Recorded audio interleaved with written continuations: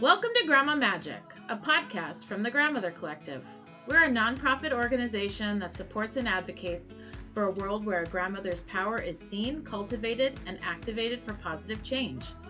The Grandma Magic podcast is an opportunity to learn more about the unique positions that grandmothers, aunties, and other older women around the world can play in advancing positive social development by talking to and learning from grandmother changemakers. We hope this series inspires you, brings you joy, and helps you recognize the enduring magic and wisdom that comes from grandmothers everywhere. My name is Lindsay Farrell, and I'm your host. Today, I'm joined by Toya Algarin, a dedicated native of Philadelphia. Toya has a marketing degree from LaSalle University and earned an MBA from the University of Phoenix. She's made a lifelong commitment to quality education for Philadelphia's children and families.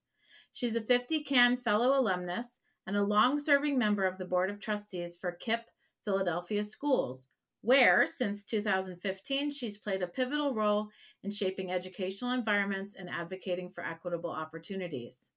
Toya's impact extends to her community work, where she bridges the gap between her alma mater, LaSalle, and the local community, and serves as a marketing consultant at Jane, dedicated to supporting Black and Brown students and early career professionals by helping them navigate their educational and career paths.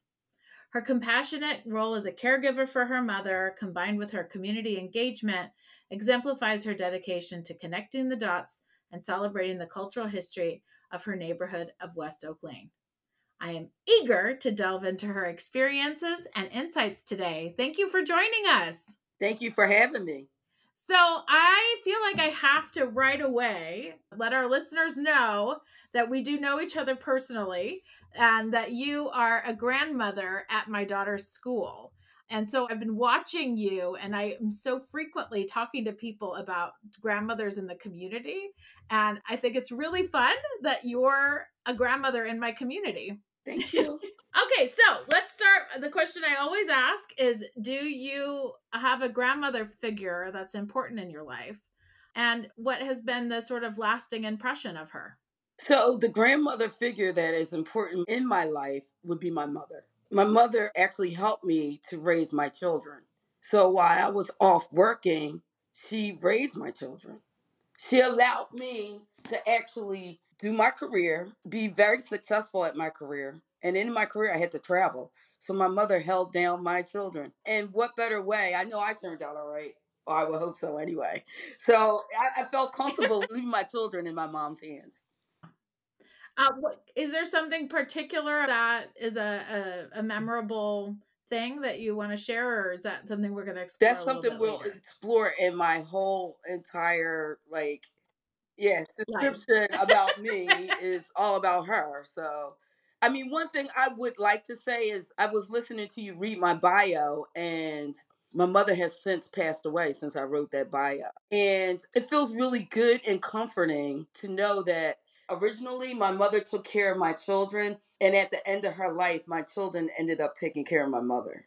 So, yeah, it comes full circle. And you too, in that role, being that in that sandwich generation, having to caretake children and grandchildren and your mother. Okay, so Toya, tell us about your background. I think the thing we're really interested in is learning a lot about what compels people to engage outside themselves. One of my past podcast interviewees talked about being other-centered, or being not self-centered, but other-centered, like really focused on other people in the community, or on finding your way to service, because you're now basically living a life of service. So what is it that you can trace from a career, from childhood, from something that brought you to this place? Well, I mean, it's several things, right, Lindsay? If we want to talk about my mother, if I watched her, she took care of the community. My mother never graduated from high school, but she ended up being judge of elections during voting and that stuff. So if I watched her, if anything, is watching my mother who took care of the community. I've seen her do it in several different ways. She used to be my Girl Scout leader. Who does that? She took us camping in the wilderness, and we're from the city, okay? So that wasn't an easy feat. And I watched her take care of people in the family all her life. So naturally, I would just fall in a suit and be just like her. Now, if you're talking about what was the point where I said it's time to start taking care of the community, that was while I was taking care of my children. So if I tell you my story, I would love to tell you my story. So when my children were in school and they went to high school, so I have a 33-year-old, a 32-year-old, and a 25-year-old. So when my kids were in high school and they were about to attend college, I watched them suffering and lacking the basics. So they needed remedial help. So that's when my advocacy hat came in because I had this little guy who was going into sixth grade and he was going to the same elementary school as my eldest children. So when that school closed that we all went to, funny thing, I went to the same school. And when it closed, I was looking for a new school and I was finding it hard to do. So I found KIPP Charter Schools in Philadelphia and he attended KIPP. And when he attended sixth grade, he was on a fifth grade reading level. He was below score. And I'm like, oh my God, I'm doing it again. Meanwhile, I am a career person at the time. I'm high functioning. I thought I was doing the right thing. And here it is. My kids are lacking the basics in reading. So in just 1 year, my son went up to grade level, which was fantastic. And after that, I was like, okay, I need to help other parents in the world understand what it looks like to advocate for their child. But then in 10th grade, first day of school, my son was hit by a car. He was in a coma for 2 weeks. He suffered a traumatic brain injury. And then I found out what it was like to advocate for your son, for a special needs son. That's when I started hitting the roof. I'm like, you know what?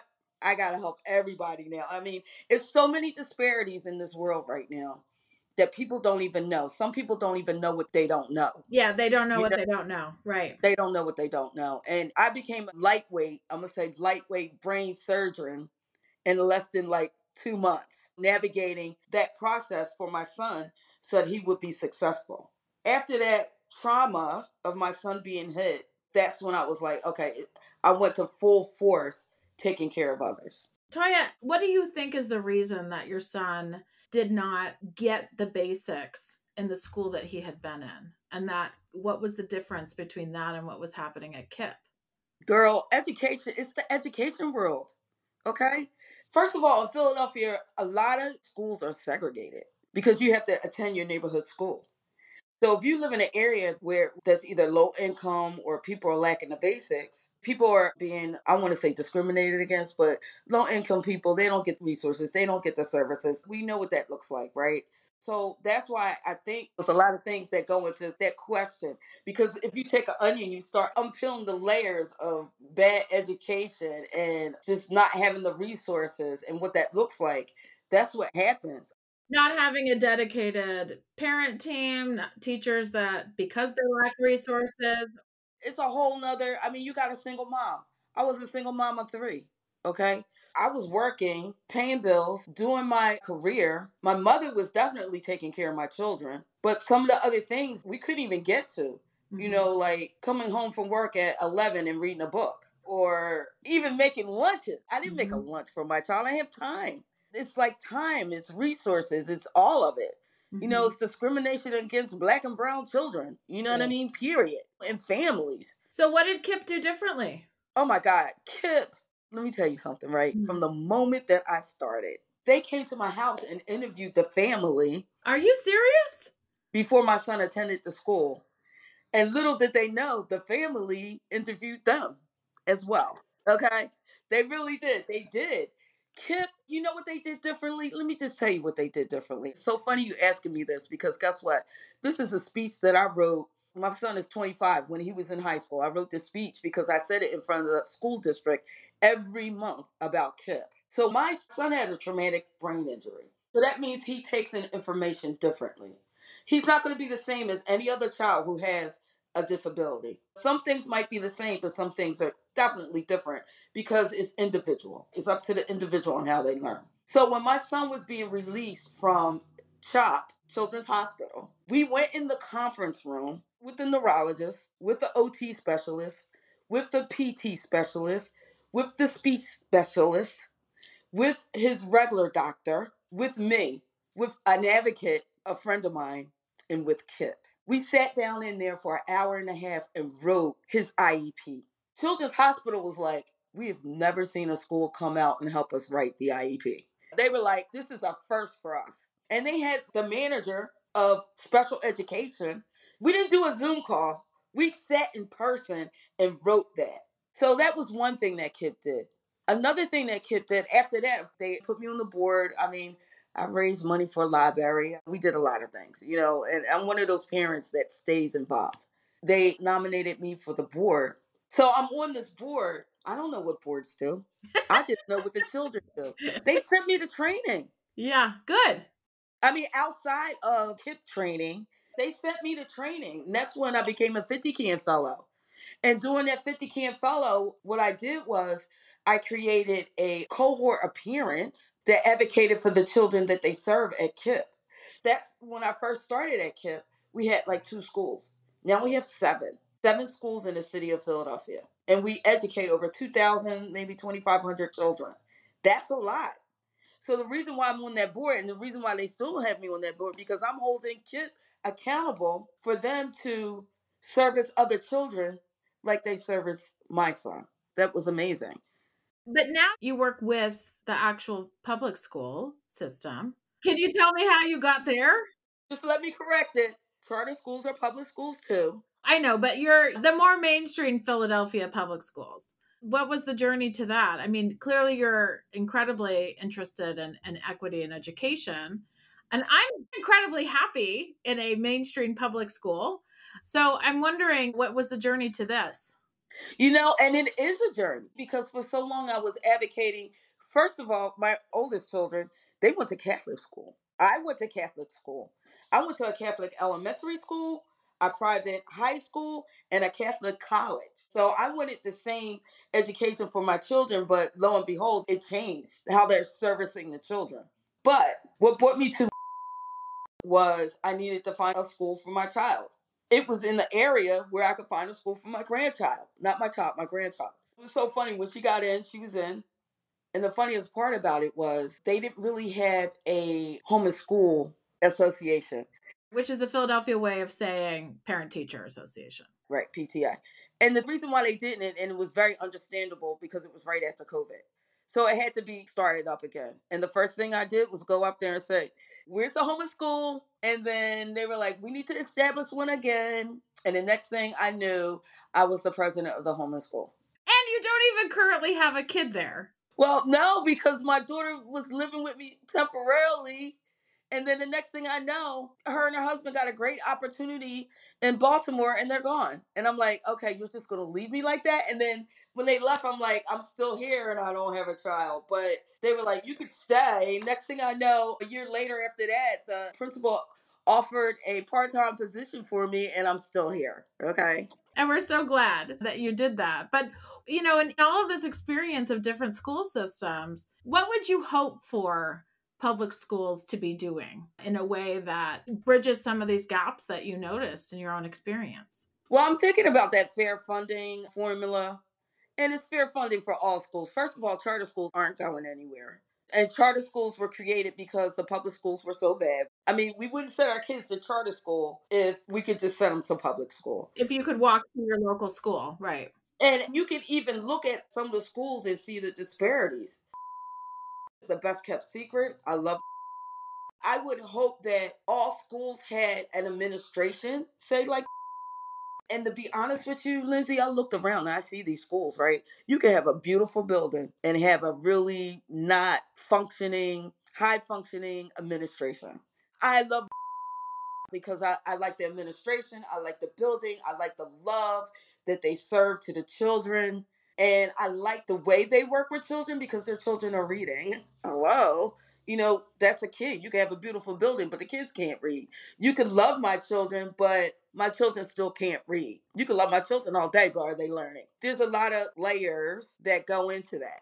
So that's what I think. I just believe it's about the administration. It's about caring about the children. It's understanding that in the world today that children have different needs. Black and brown children have different needs. White children have different needs. I mean, we're different.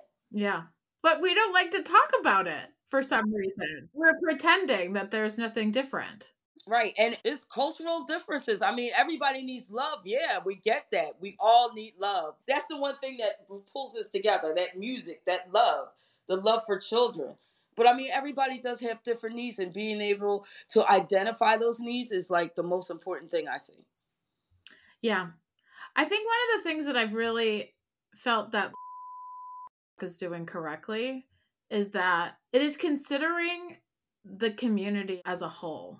So if there's a fundraiser or if there's something that we're trying to do, so far it hasn't felt like, and this is a mixed school. I mean, mixed, especially in the lower grades, but mixed school, that it feels like the things that we do fit everyone without it being overly oriented towards one particular group of kids versus another. And I think that's the administration too, really looking out for that inclusivity. Do you feel that too? Yeah, we do that, and that's the one thing I want to do with the school too, is trying to bridge the gap to make sure that everybody's needs are satisfied. And I believe that that playground that we just built, engaging parents, Makes a huge difference. totally unlike has ever engaged parents. Yeah. Just having the environment change. What does your week look like? What are all the things that you do in a week? Okay, so it depends, Lindsay. I'm gonna be very transparent with you. Grief is a very tough thing to go through. And the fact that I'm 61 allows me now to say, no, I'm going to take this time to grieve. Unlike when my father died and I was still working. So my mother passed away. So I've been grieving and I've been allowing myself to grieve, which is so good. So here lately it's coming back. Like I see this parent in the playground. She's like, let's do a podcast. And I'm like, okay, that's you, Lindsay. Let's do a podcast. And I'm feeling the power come back. This week, I actually had a meeting at the library to start communal learning, to see what we could do to learn our history for Black History Month, because there's so many things that people really don't know. So I sat down with the history department at the Philadelphia School District. We sat with the librarian, and we sat and talked about what that would look like. I also teach a crochet class at which is fantastic. I love the little kids and they love to crochet. That is such an lost art. So we sat and did that. Then I walked up to Wild Hand, which is the yarn store at Carpenter and Green. And I talked to her about, can my crochet class come up and look at the yarn? And she was like, yes. So we're going over there to do a class trip. And she's going to donate yarn to us. And then yesterday, I started my crochet club in the library at Logan Library because libraries are starting to open again. Go figure. They see the need to be open We're all getting day. Saturdays back. Where? The library here says that we're getting Saturdays back. Which one? Love it. I'm just saying the ones that are in maybe low income neighborhoods are not open. I'm just going to let you know. Okay. This area has changed. There's pockets of people who own their houses and people who rent houses and blah, blah, blah, that kind of stuff. But down in Logan, it's not open. But anyway, okay. Talk about your disparities. Yeah, and talk about the neighborhoods that need a public space to gather. Exactly. Yeah, that can't pay to sit and have coffee necessarily or be in other sort of. But the other thing is my library is our local resource center. It's like a community center. So I'm helping out at the Logan Library to make it get more activities inside of it. See, you feel the fire? You feel the fire? Oh, I feel the fire. But you know, I spend all my time talking to older women with fire. So I'm excited that you're local to me and have that fire. But I already recognize the power of grandmothers and older women, that they get it in them and they just get things done. And it's so funny that we're saying this because if we go back to my mother. Yes, let's go back to your mother. So my mother passed away in April, 94 years old. And we had a week to gather everything that she did, to writing the obituary and everything. So we had to gather all this info in a week. So I'm sitting here and my daughter's helping me. I love my daughter. My daughter is helping me. And what happened was something said, Toya, go across the street and go to where she keeps the pictures. So I found this picture. And in the picture was my mom, the other neighbors, and they were standing in front of a building. And what I thought was the building ended up being LaSalle. I took the picture and some other notifications up to LaSalle, and I went to the Multicultural Center. And in the center is my friend Sherilyn Rush. She's been around forever. You know, the moms at the colleges. Sherilyn and I have worked on several projects in the neighborhood since my mother had dementia, like a health event for the community. And we're bridging the gap between LaSalle and the community. So I go up to Sherilyn and I show her the picture. And here it is. The picture was of my mom and the neighbors the last day that the community center closed. It was called the Urban Study Center up at LaSalle, and it closed. I guess they lost the grant funding or whatever. And my mother was in the picture. And you know what? I saw it right then that I'm following in her footsteps. And the sad part about it was she couldn't tell me what she did. I knew she did a lot at LaSalle, but I just didn't know what. And then I dug into some of the things they did. That's how she became judge of elections. She helped Bob Casey get nominated. They were up there. They had a GED learning section. She volunteered at the Urban Study Center. I volunteered at the Community Building Center. And I found out when she died. Why didn't she tell you? Or you just didn't notice? It just didn't dawn on me until I started looking. And I was like, oh my God, I am like literally walking in her footsteps with the exception. And this is this grandmother love thing. So my mom and father integrated this neighborhood. What was it before? It was all white. And this was like 1950s, 60s? It was in the 50s, 1958. And my mother used to work in a factory, so they did that. You know, that's what Philadelphia was, a big garment industry. All that stuff was big. I mean, that goes way back. Not only were they big, that's what everybody did here. The garment industry was huge. Gigi, where did your parents come from? Philly. My parents were born in Philly, so they didn't migrate here. Their parents were probably part of the Great Migration. At least I know on my father's side. My mother's side, they were born in South Philly. They were born here in Philadelphia. We did the math. So imagine this woman who worked at a factory, who wanted the best for her children, and this was considered wealth at that time, this area. She moved here, and she would catch the bus walking by LaSalle College and catch the bus to work. And she never graduated from high school. So imagine what her thoughts were at that time. My child is going to go to that school. My child is going to go to that school. Then I'm born. And then finally her child goes to that school. You know what I mean? Like, dream come true. Imagine that. And it took probably a lot of sacrificing and a lot of everything to get you there. Put it like that, by hook or crook, to get me to go to that school. So they moved up to West Oak Lane. But this is a white neighborhood. The homes there are large. West Oak Lane is beautiful homes. I mean, they're row homes. They're pretty big. What are some of the lessons that you've learned in community work? What are some of the major challenges? I don't know if it's a lesson or a challenge, but first of all, you don't walk into a community telling them what they need. You just don't do that. And do people still do that? All the time. I mean, a nonprofit comes in and just wants you to like, okay, this is what we got. We think you need that. Or take this. No, I don't need that. I don't need that.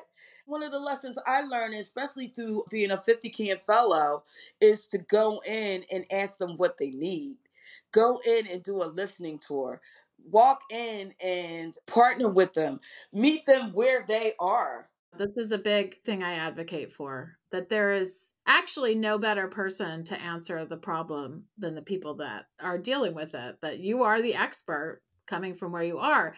And for us, the Grandmother Collective, I think that we've honed in on older women and grandmothers in community for this exact reason, that they are fluent in the local cultural norms and understand how things work.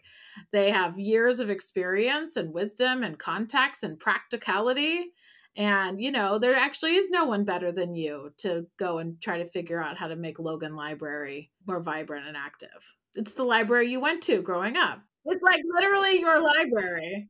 Right across the street from my elementary school. Yes, ma'am. And it's a historical building, too. Something I saw in your bio, too, about really trying to hold cultural space. So I know my mom was discriminated against. My father and mother, they were here before Boyd versus Brown and segregation. They were here during segregation. So, of course, they've been through it. And it's funny because their generation, They were the quiet ones. They held it all in until maybe the 60s because my mom marched on Washington with Martin Luther King. She was there.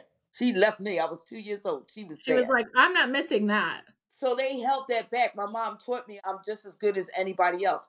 And she sent me to all like white schools because that is what was needed at that time, I guess. But at the same time, we really just wanted fairness. We wanted the same.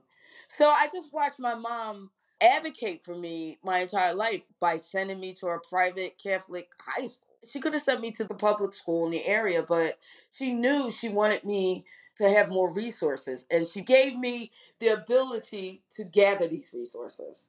It sounds like she gave you what I know happens a lot in communities where you're trying to seek out fairness and bridge gaps, but it's also, there's something very valuable about being able to code switch. Like you're able to go and be in communities that are not like the one you came from. Yeah, you can go back and be resourceful. You're right, but guess what? I'm old now. I'm not code switching for nobody. I am who I am. Okay? And I don't think people should have to code switch, but I know that that has been a strategy for many, many people. Yeah, okay, fine. No, I'm not going to code. And that's who I am. I've been in Sweden buying products for IKEA, selecting products for IKEA. And they love me because of who I am. Because guess what? I didn't have to code switch. I just am who I am now. Maybe you realized that authenticity was enough, just being yourself. Well, at 60, yeah. It took me to be 60 in some respects. Well, that's good because I want to ask you about being a grandmother and what has changed for you in becoming a grandmother. I love it. First of all, I can give the children back when I'm ready. But the beauty of it is I can spoil the crap out of them, for one. And I get to do a do-over. Because some of those special moments my mother actually experienced because I was working hard. And I was at work and I worked in retail too. And I traveled with my job. So being able to do it again is amazing. And it's the little things. And for instance, when my mom did pass away, we went to her house. Me and my daughter, that day I was telling you, we went into the room and I watched my daughter go through my mother's drawers, her dresser drawers, and know where everything was. This is where grandma keeps her scarves. This is where she keeps her pants. This is where her jewelry is. These are things I didn't know. And it felt so good to know that my daughter was nurtured by my mom. And now I get to do that with my granddaughters. I get to do that with my grandsons. I get to take my kids to the Christmas light show. I get to do the fun things with them that I missed when I was raising my children. It's kind of a shame that while you're parenting, you're also trying to like stay afloat and also trying to like do all the adulting things because you do miss so much, unfortunately. So there's something beautiful about that. But is there also something in becoming a grandmother? It sounds like your decision to like get engaged and connected to your community happened earlier than your grandparenthood. But do you have a sense that something about aging is also changing how you interact with the community? Well, I can tell you one thing, I'm tired. It's a lot. A lot of things need to be fixed, but I also believe that as a grandmother, I don't have to do all the hard work. Okay, as a grandmother, I get to advise. Like being on the PTA, I'm ready to advise the PTA. I don't have to run the PTA. Being a grandmother, the best thing is, especially for those who respect their elders, I get to have people sitting at my feet listening on how to do these things. And I don't necessarily have to run them myself. I get to share my wisdom and my knowledge with whoever that may be in the community. Like running the crochet thing is one thing. I love that. That's not something I'm going to stop. But just being able to advise, I'm more on the advisory council now. I ran a $30 million business. I know how to get the buy-in. I know how to get the engagement. I know how to go around and seek what everybody needs and figure out how this idea fits in with this without doing the work. I work smarter, not hard. I thought I did that all my life until I became older, and now I just volunteer. That's the other thing. I worked hard to be where I'm at today and get where I'm at today. But the beauty of it is now I get to follow my godly gifts and give them back for free. You understand what I'm saying? Just give back to the community in which I serve. So that's the other thing. It's like a ministry. So I'm a servant leader. And what I do is serve my community. It doesn't matter. Like, nope, I got this. I paid for this. I paid to get this done. Now I'm going to give it back to my community for free. And that feels good. Yeah, it does. There's quite a few conversations happening about what does it mean to be an elder? What does it mean to grow older? There's been this sort of growing movement around passageways to elderhood. How do you get there? And what does it actually mean? And I think it's really saying, at the pinnacle of your life, like aging is not decay. Aging is getting better. Aging is finding the space to serve the next generation, leave things better than you found them. And more people are kind of saying, I want that. I mean, it's not new. It was what many, many cultures have done prior to whatever this current modern world that we live in. Elderhood is something to achieve. And in that, the reward is feeling like you're being in service to your community and giving them what you have gained. Well, I'm so delighted we got to chat. It went as expected, which was that we went down many, many different paths, but I'm glad I got to connect with you even more deeply than running into you on the playground. So, you know what? The one more thing I wanted to tell you, and I don't know if you use this or not, but I did volunteer and was the community liaison for Artz Philadelphia. Artz Philadelphia is so funny because they called me after I realized that I could no longer take care of my mother who had dementia, because it was taxing on me. Some people could do it, some people can't. And I felt like I could not do that. I was going to make sure she was fine, but watching her daily is something I couldn't do. So what I did was somebody called me. I don't know how this world works, but they called me right after I came to that realization, and I became their community liaison. And what they do is they bring joy to people living with dementia. So working with them actually allowed me to become a grandmother and figure out what that looks like. What does joy look like for them? Joy for people living with dementia? Yeah, like what would be some of the examples of it? Realizing that you actually can develop new memories with a person who's maybe nonverbal or who would be not verbal in 2023, but verbal in 1954. You could develop new memories. Like the last 3 years with my mom, who she was like nonverbal, you would ask her stuff, but if I asked her name, she would remember that. She remembered her social security number. She remembered the Black national anthem verbatim. Like, I don't even know that. She sang for me. She danced with me. We danced together as much as she could. I have all these great new memories with her through understanding that dementia doesn't mean they're not there. Dementia means I'm still a person and I still deserve respect and I need to eat or whatever, that they're still a person. And then it's just joy, finding that joy. So it wasn't particular activities. Oh, no. Artz Philadelphia does particular activities. They give them canvases, and people living with dementia might paint. People living with dementia might color. They might craft. All kinds of things. They actually go into some nursing homes and do these projects with people living with dementia, and it's amazing. They also give support to people who are caring for people who live with dementia. So through them, I figured out that it was okay for me not to be able to sit with my mom every day. But what I was doing was enough. Taking care of her household, making sure the doctor's appointments, making sure she was fed, figuring out the meals, figuring all that stuff out. That is being a care partner. We don't even call them caretakers. We call them partners because we partner with the person that we're taking care of. It was a groovy thing. Yeah, even if you weren't getting her dressed and making sure she bathed, you were right. Still... Well, I did that once a week on the weekend, but I sure did find help doing that during the week. Yeah, it's a lot. It's a lot. Yeah, my mom just helped an old neighbor for 10 years. I told you this, I think, that for 10 years she had dementia, and my mom made sure she had all the care she needed and made sure her bills were paid and made sure her pool didn't turn green and all. They live in Arizona and all these other things. And it was exhausting for her. And she wasn't even there on the day to day. Really exhausting. I think she's kind of going through a similar thing to you in the grief stage of, this was May that we lost our grandmother. So, I mean, she's not. She was my grandmother figure really in my life. Yeah, but cool, Gigi. I hope this was good for you. It was good for me. Yeah, I think we dug into a lot of things that are really patterns that I'm seeing around the role that older women are playing. And you helped to kind of give some great examples of that. Thank you so much for joining us today. Thank you so much for having me.